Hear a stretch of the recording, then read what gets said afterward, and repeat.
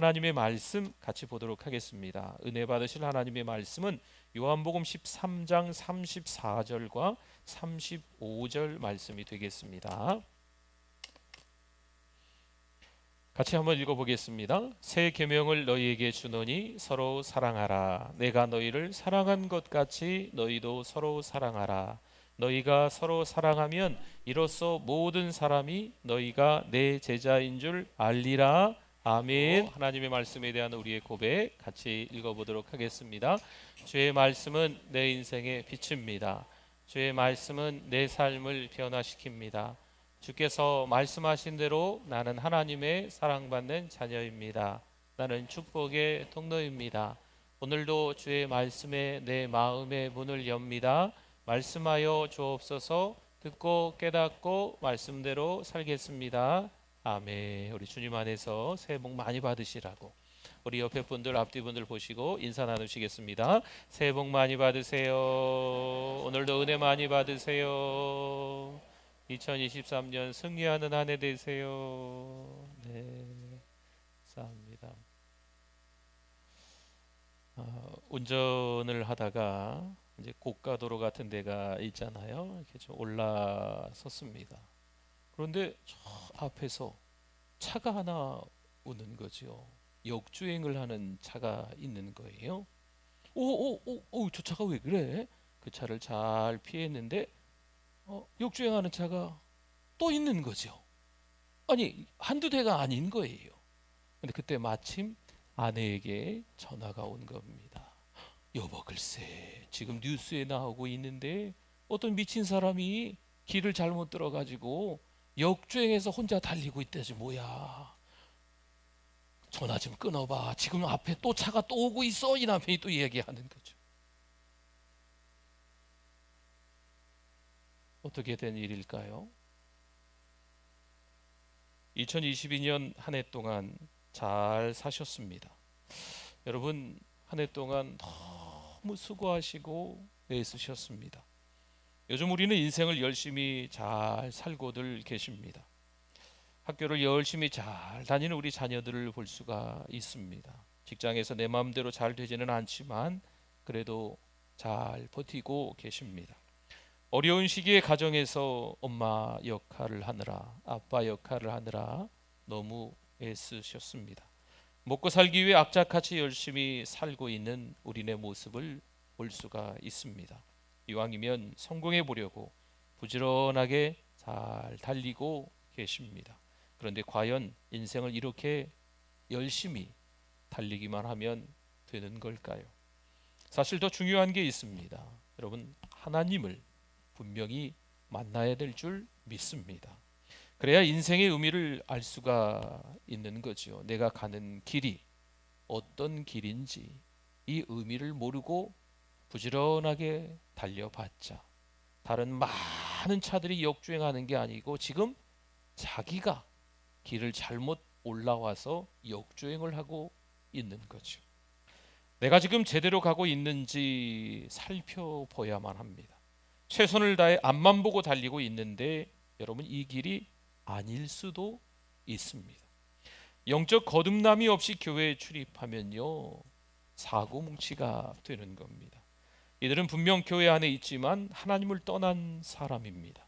하나님을 떠나니 어떨까요? 불안하겠죠. 그리고 자기 고집이 셉니다. 영적으로 이들을 교만하다 이렇게 말할 수가 있습니다. 자기밖에 모르지요. 자기 신앙이 최고입니다. 다른 사람 이야기를 들으려 하지 않는 거지요. 아무리 하나님의 말씀이 선포돼도 내가 원하는 좋은 말만 들으려고 합니다. 때로는 세상의 잣대를 들이대며 교회를 시끄럽게 만들기도 합니다. 결국 그 자신이 하나님이 되는 거예요. 자신이 하나님이 아닌데 하나님처럼 살려니 얼마나 그 인생이 힘들겠습니까? 성도 여러분, 신앙은요 그래서 균형이 잘 잡혀야 합니다. 다른 말로는 관계예요. 관계. 하나님과 나와의 관계, 또 나와 나의 관계, 또 나와 너의 관계입니다. 물론 여기서 핵심은 하나님과 나와의 관계입니다. 이 관계가 균형이 잘 잡혀 있어야 되는 거예요. 그런데 마귀의 핵심 사역은요, 이 관계를 깨트리는 겁니다. 분열을 조장하는 거죠. 에베소서 2장 2절 말씀에 보면요, 그때 너희는 그 가운데서 행하여 이 세상 풍조를 따르고 공중의 권세 잡은 자를 따랐으니 곧 지금 불순종의 아들들 가운데서 역사하는 영이라. 아멘. 불순종의 아들들 가운데서 역사하는 영, 누구를 가리킬까요? 마귀를 가리키고 있는 겁니다. 제 가운데 살게 만들어 세상 풍조와 그 마귀를 따르게 만드는 거지요. 보세요. 아담을 흔들어서 하나님과의 관계를 깨뜨렸습니다. 여러분, 이게 마귀의 술수입니다. 결국 하나님을 반대하게 합니다. 왜일까요? 자기 마음대로 살기 위해서입니다. 사탄은 우리의 시야가 좁아지게 만들어요. 그래서 점점 좁아지다가 아예 안 보이게 되는 겁니다. 어떻게 될까요? 자기만의 인생에 빠집니다. 자기가 파놓은 함정에 빠지고 맙니다. 자기 꾀에 빠지는 거지요. 하나님을 등지고 자신만의 길을 가려 하는 겁니다. 안타깝게도 함께 교회를 다니다 보면 하나님을 등지고 사는 사람을 만납니다. 이들의 삶은 어떨까요? 삶이 어둡습니다. 삶이 불평이고 또 부정적입니다. 예배 한 번을 드려도 예배드리는 자세가 좀 특이합니다. 그런데 여기 하나님에 대해 갈망이 있는 한 사람이 있습니다. 사도행전 10장에 1절 2절 말씀에 보면 가이사랴에 고넬료라 하는 사람이 있으니 이달리아 부대라 하는 군대의 백부장이라. 그가 경건하여 온 지방과 더불어 하나님을 경외하며 백성을 많이 구제하고 하나님께 항상 기도하더니. 아멘. 고넬료라고 하는 로마 백부장은요, 하나님을 제대로 만났습니다. 하나님의 마음이 진하게 깊이 고넬료에게 다가왔던 거죠. 그래서 하나님이 어찌어찌해서 이 고넬료와 베드로가 만나게 하십니다. 베드로는 이방인 고넬료 가정에 복음을 전하게 돼요. 이때 어떤 일이 벌어졌을까요? 사도행전 10장 44절과 45절에 보면 베드로가 이 말을 할 때에 성령이 말씀 듣는 모든 사람에게 내려오시니 베드로와 함께 온 할례 받은 신자들이 이방인들에게도 성령 부어 주심으로 말미암아 어떻게 해요? 놀라니. 아멘. 그들이 예수님을 믿고 복음을 들어서 성령 충만하게 됩니다. 여러분, 이 말씀을 좀 더 쉽게 말씀드리면 마가의 다락방에 120명이 성령을 기다렸어요. 성령 받았잖아요. 그 장면과 똑같다고 생각하시면 됩니다.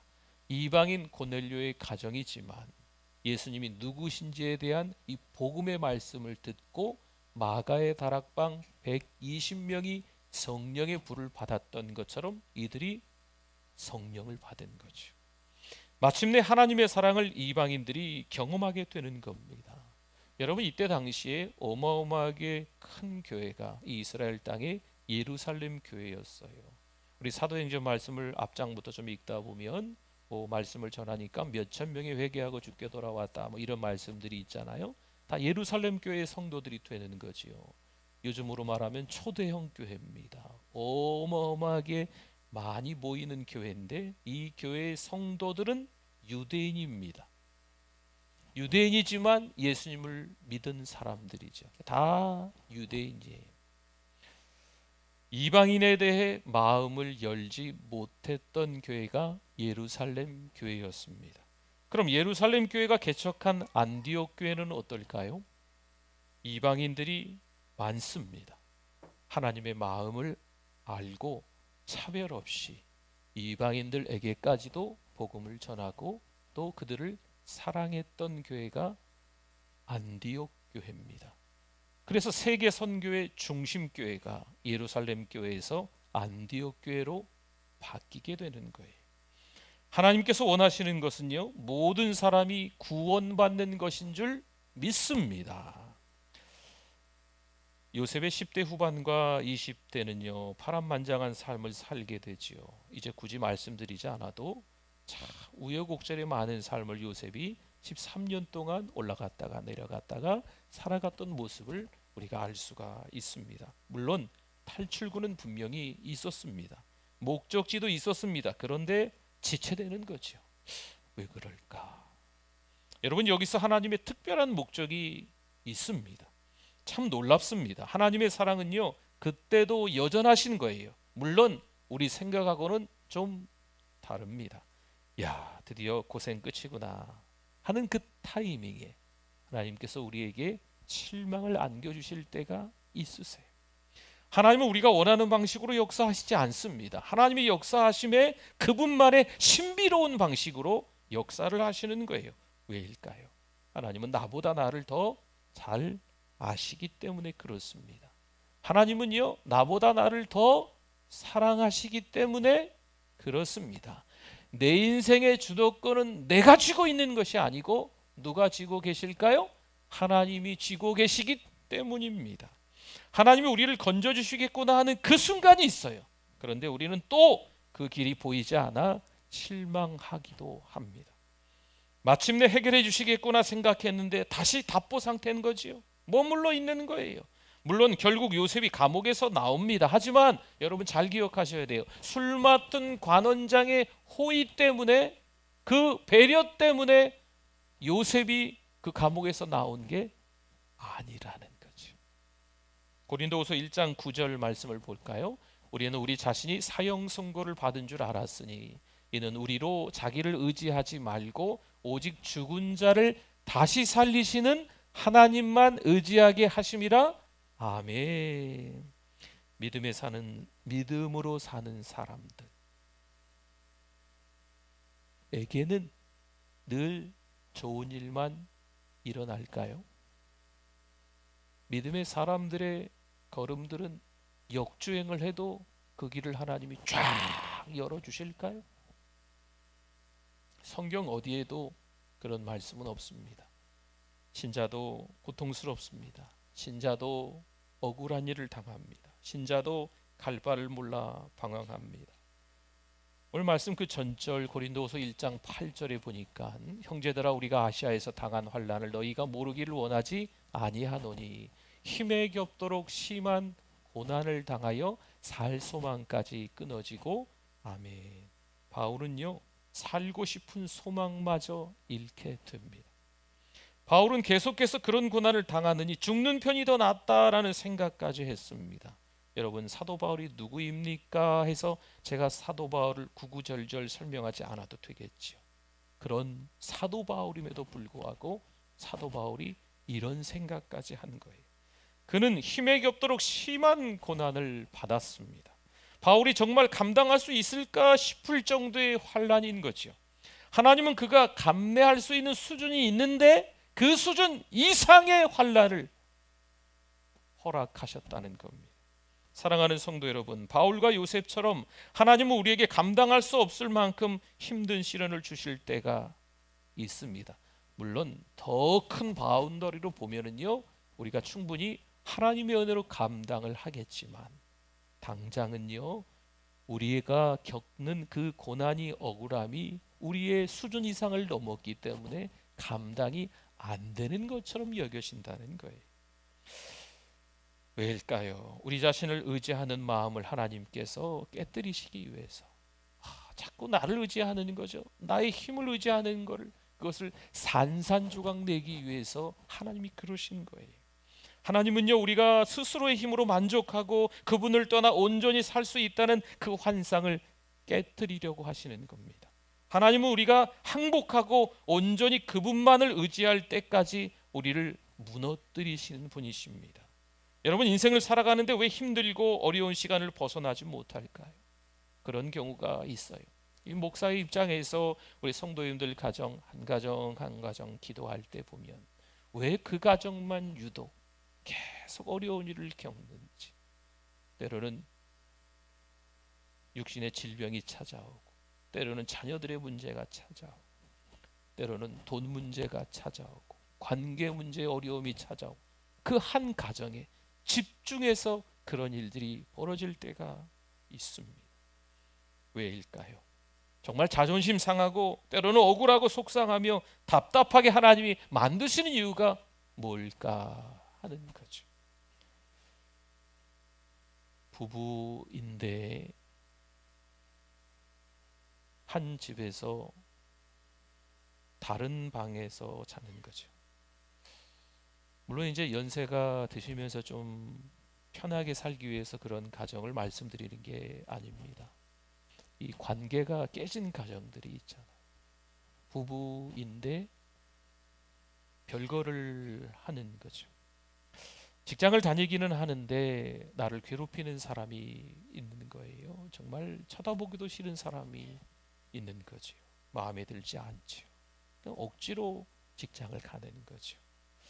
공부하기도 싫어서 책장만 넘기고 있고 또 주변의 친구들도 싫은 거죠. 그래서 우리 자녀들을 보면 어떤 경우엔 이 얼굴 표정부터가 굳어 있는 경우가, 학교 갈 때도 굳어 있었는데 집에 돌아올 때도 굳어 있고, 학교 생활은 어떻게 하는가 궁금할 때가 있는 거죠. 여러분, 도대체 서로 사랑하지 못하는 이유가 뭘까요? 왜 가정의 부부가, 부모와 자녀가 사랑하지 못할까요? 직장에서 직장 생활을 하는데 왜 사랑의 관계가 되지 못할까요? 우리 아이들이 학교 생활을 하는데 왜 이 관계가, 사랑하는 관계가 되지 못할까요? 여전히 내 자신을 너무 의존하기 때문입니다. 사실 자기를 사랑하는 건 좋은 겁니다. 자기애라고 하지요. 자기애. 자기를 사랑하는 것은 괜찮습니다. 너무 좋은 겁니다. 그런데 이게 지나치면 병적 자기애라고 합니다. 병든 자기애라고 하는 거지요. 우리는 스스로 문제를 해결할 수 있다고 생각합니다. 좋은 인맥, 때로는 부유함, 번듯한 직장이 있으니 얼마든지 내가 헤쳐나갈 수 있다 확신하는 거죠. 여러분, 이게 병든 자기애입니다. 자신의 인맥, 능력, 재능, 힘을 동원하면 기도는 그냥 신용만 해도 얼마든지 원하는 것을 이룰 수 있다고 자신만만합니다. 하나님은 그런 식으로 역사하시지 않습니다. 누가 봐도 고지가 눈앞입니다. 하지만 하나님이 실망하게 만드세요. 왜일까요? 하나님을 의지해야 한다.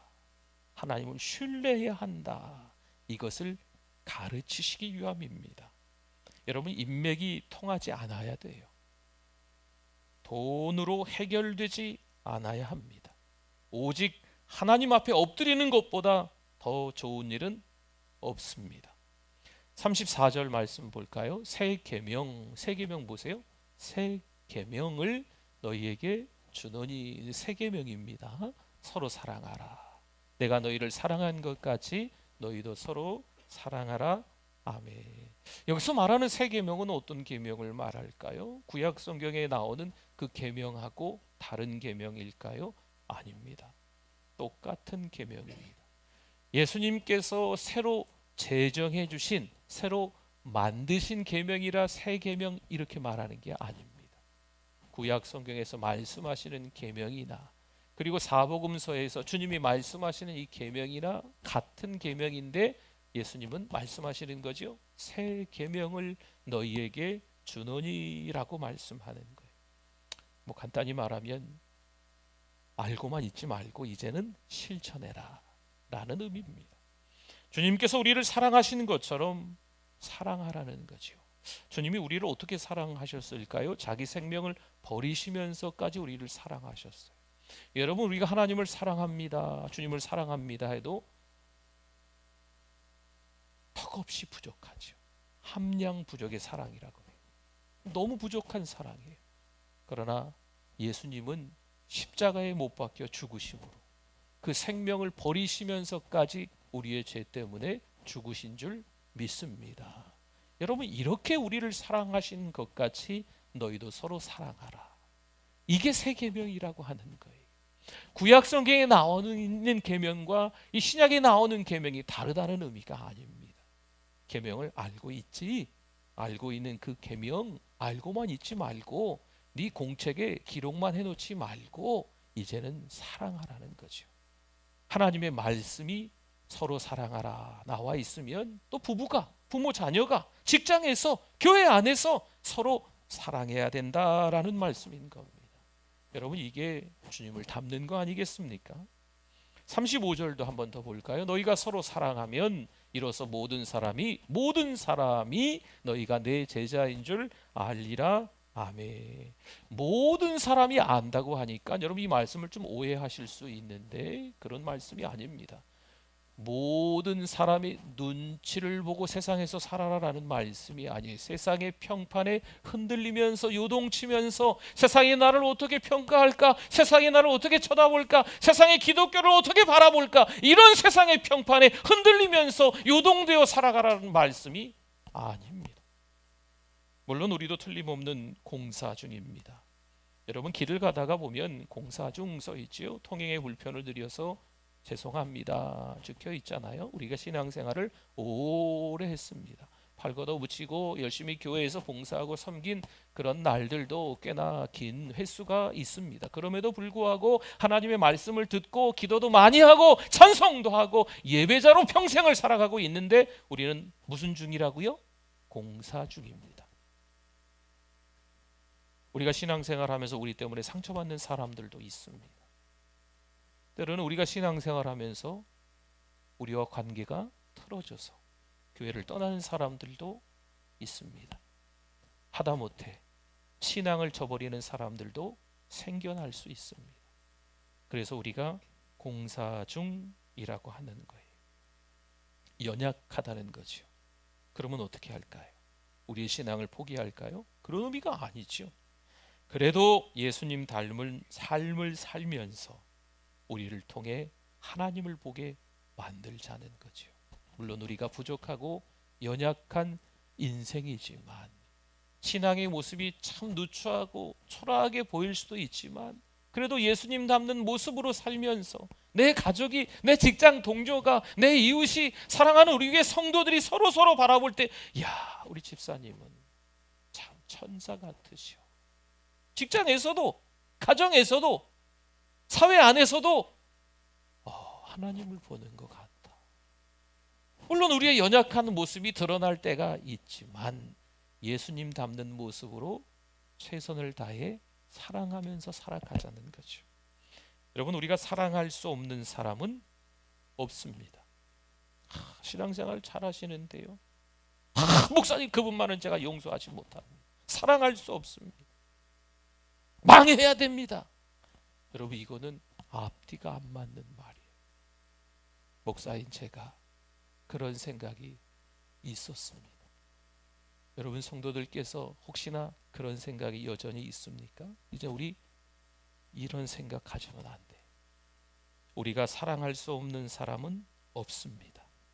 하나님이 우리에게 주신 그 사랑처럼 우리도 서로 사랑해야 될 줄 믿습니다. 하나님께 받은 사랑, 받은 은혜가 너무 크잖아요. 여러분, 그 사랑의 넓이, 그 사랑의 높이, 그 사랑의 길이, 그 사랑의 깊이 어마어마하지요. 우리가 받은 사랑이에요. 2023년 서로 사랑하면서 사시기를 축원합니다. 아멘. 우리 이 시간 말씀을 기억하면서 하나님 앞에 기도했으면 좋겠습니다. 우리 주여 한번 부르짖고 기도합니다. 주여, 하나님 아버지 은혜를 감사합니다. 주님만을 위해 살아가야 되는데 나 자신을 위해서 내가 기분 나쁘다고, 내가 속상하다고, 내가 억울하다고 아웅다웅하며 하나님의 말씀을 기억하지 못했음을 회개합니다. 2023년에는 사랑하며 살게 하여 주시옵소서. 하나님, 용서하며 살게 하여 주시옵소서.